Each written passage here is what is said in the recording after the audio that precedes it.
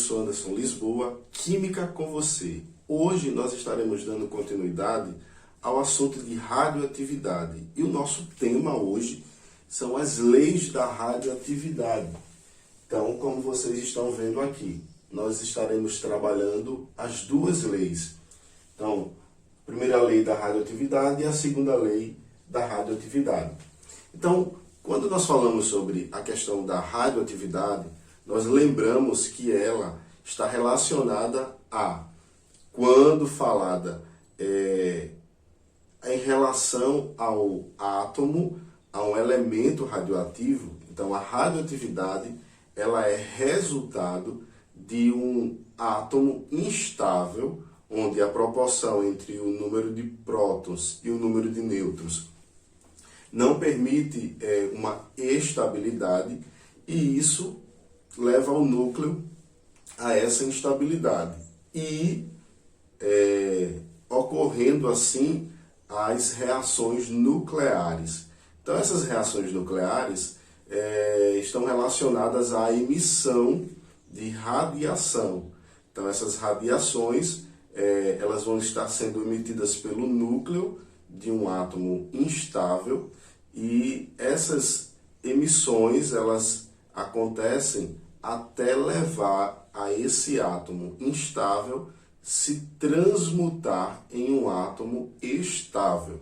Então, isso é o que acontece com os elementos radioativos. Nós vamos ter, sim, uma diferença entre os elementos radioativos, tá? Porque aí a gente vai considerar o tempo de vida. Por exemplo, existem átomos radioativos que têm tempo de vida apenas de milésimos, segundos, minutos ou horas, enquanto nós temos átomos radioativos que apresentam um tempo de vida de anos. Então, quanto a isso, nós também estaremos vendo a questão da intensidade. Então, essa intensidade ela vai estar influenciando também quando nós estaremos fazendo uma comparação sobre, por exemplo, a diferença entre esses elementos de ser mais ou menos perigoso. Então nós vamos estar entendendo o que é que as leis da radioatividade elas abordam. Na nossa última aula sobre radioatividade, nós falamos sobre as radiações que um átomo ele consegue emitir. Então nós lembramos que o átomo ele é formado primeiro por prótons e nêutrons no núcleo, e na eletrosfera nós temos os elétrons. Porém, no momento em que ele ocorre a transmutação, né, a emissão de radiação, ele emite três tipos de radiação. Nós vamos ter a radiação alfa, que é quando essa radiação ela é formada por feixes de partículas alfa. Nós vamos ter a radiação beta, quando essa radiação ela é formada por feixes de partículas beta. E nós temos a radiação gama, que nesse caso aí é formado por essa radiação que ora é uma partícula, ora onda. Então, pelo comportamento, pela característica da radiação gama, nós não classificamos como uma partícula. Mas esse tipo de radiação que forma, né, a radiação gama é uma das radiações, entre as três, é a mais potente, porque ela tem um poder de penetração maior. Então, essas partículas, essas radiações, quando emitidas, elas vão levar o átomo a sofrer algumas modificações. E essas modificações elas acontecem principalmente no núcleo, porque ela interfere na quantidade de partículas positivas, que é o próton, e sendo os prótons responsáveis pela caracterização do átomo. Por isso que nós conseguimos identificar um elemento pelo seu número atômico. Esse número atômico ele está diretamente ligado ao número de partículas positivas. Automaticamente que um elemento ele tem uma mudança na quantidade das partículas positivas, isso indica que aquele elemento ele vai estar se transformando em um outro elemento. Então, diante disso, nós precisamos entender sobre a questão das leis da radioatividade. Então, vamos lá, vamos falar da primeira lei da radioatividade. A primeira lei, ela também é chamada lei de Soddy, tá? Essa lei, ela vai estar apresentando o que acontece com o átomo no momento em que ele emite uma partícula. No caso aqui, nós vamos estar trabalhando a emissão da partícula alfa. Então, quando falar da lei da radioatividade, da primeira lei da radioatividade, ou lei de Soddy, nós também vamos estar relacionando a emissão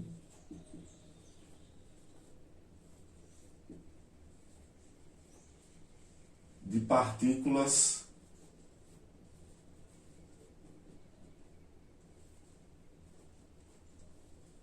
alfa,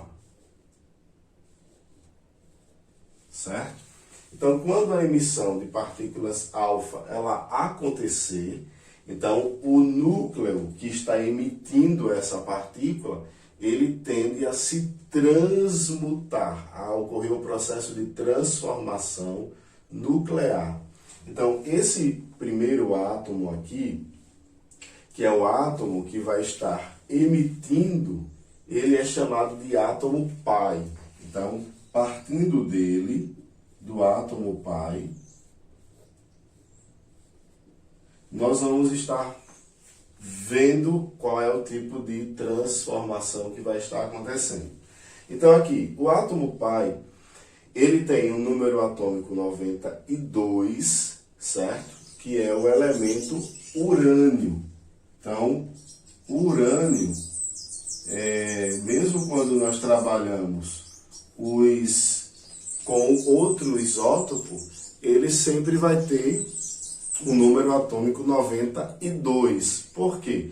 Porque isótopos são átomos que apresentam o mesmo número atômico, porém, ele apresenta aí massa diferente. Então, eu vou ter alguns tipos de isótopo do urânio. No caso aqui, eu estou com o isótopo 235, tá?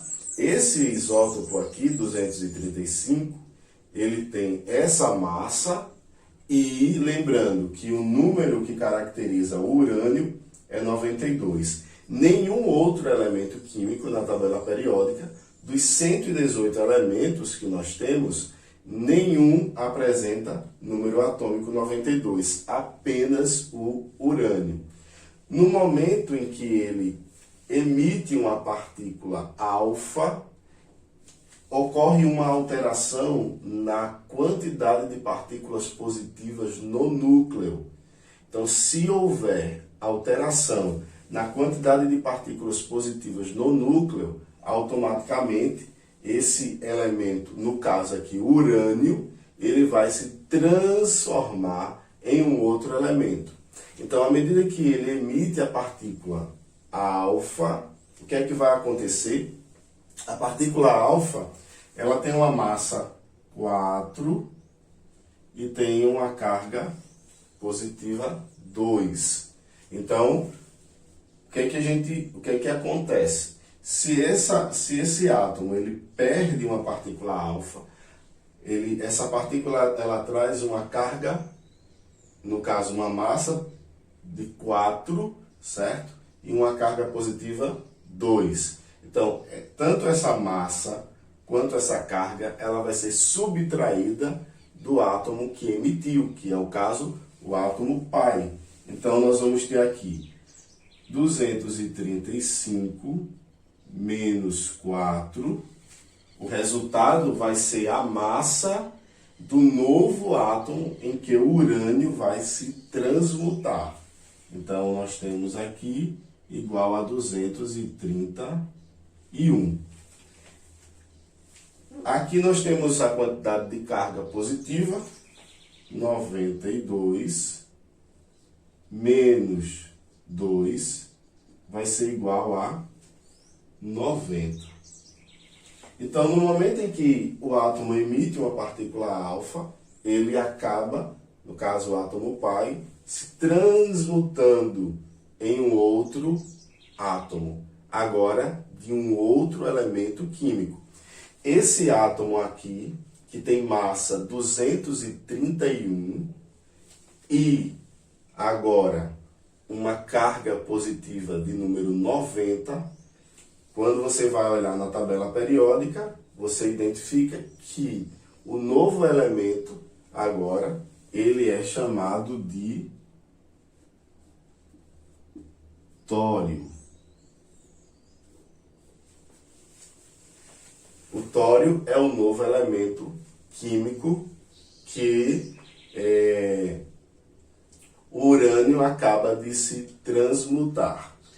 Se o tório ele for um elemento químico radioativo instável, ele também vai continuar se transformando em outros elementos químicos, até finalizar a família de transmutação. Tá certo? A segunda lei da radioatividade, ela é chamada também de lei de Soddy, Fajans e Russell. Essa segunda lei, ela já vai mostrar que o átomo, como a gente sabe, o átomo pai, ele emite uma partícula, no caso aqui, emissão de partícula beta. Então, toda vez que falar sobre a lei de Soddy, Fajans e Russell, nós estamos falando sobre a emissão de partículas